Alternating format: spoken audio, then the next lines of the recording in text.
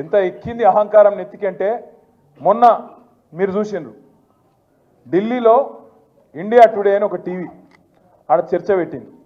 రేవంత్ రెడ్డి వేయండు పోతే అక్కడ అడిగినరు వాళ్ళు, ఏం సార్ నువ్వు ఎవరిని పడితే వాళ్ళని జైల్లో పెడుతున్నావట, ఏం సంగతి అంటే నేను ఎవరిని పెట్టినా అన్నాడు. మరి లగచర్ల రైతులను పెట్టినావు కదా, 30-40 రోజులకి వెళ్ళి వాళ్ళు ఉన్నారు కదా అంటే వాళ్ళు కొట్టినరు, కలెక్టర్ని కొట్టినరు మాట్లాడతాడు. కలెక్టర్ ఏమో నన్ను ఎవడు కొట్టలేదని చెప్తాడు. కలెక్టర్ ఏమో నా దాడే జరగలేదు, కొట్టనే లేదు ఎవడని కలెక్టర్ చెప్తాడు. కానీ రేవంత్ రెడ్డి మాత్రం కొట్టినరు అని చెప్తా ఉన్నాడు. నేను ఒక్క మాట అడుగుతున్నా, దయచేసి మీరు గుర్తుపెట్టుకోండి.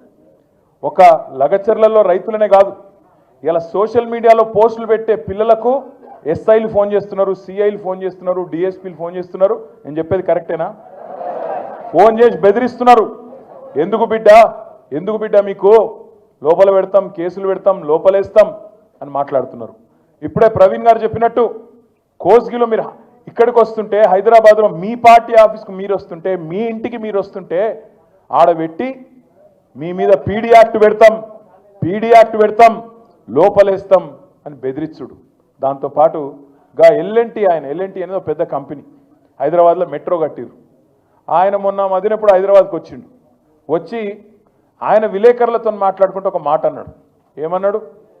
ఈ ఫ్రీ బస్సు పెట్టినాక మాది కొద్దిగా తగ్గింది గిరాకీ అన్నాడు. అంటే రేవంత్ రెడ్డి ఏమంటాడు ఎరికేనా, నూక్కుని రావని లోపల అంటాడు. అని అది ఉన్నట్టు చెప్పుడు కూడా తప్పేనా? చెప్పుడే కాదు, ఇండియా టుడే టీవీలో చెప్తుండు అని నూకుమన్నా నేను నూకుమంటే వాడు బొంబాయి వారిపోయినట్టు. అంటే ఇక నీకు ఎవరు ఖిలాఫ్ ఆఖరికి పాపం. కానీ ఇది ఏం తప్ప?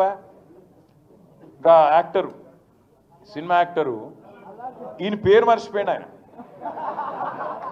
చెప్పేటప్పుడు పేరు మర్చిపోయాడు. తెలంగాణ సీఎం అని చెప్పి అడిగి చూసిండు. కొద్దిగా మనవానికి ఆయన ఎక్కడో తలిగింది.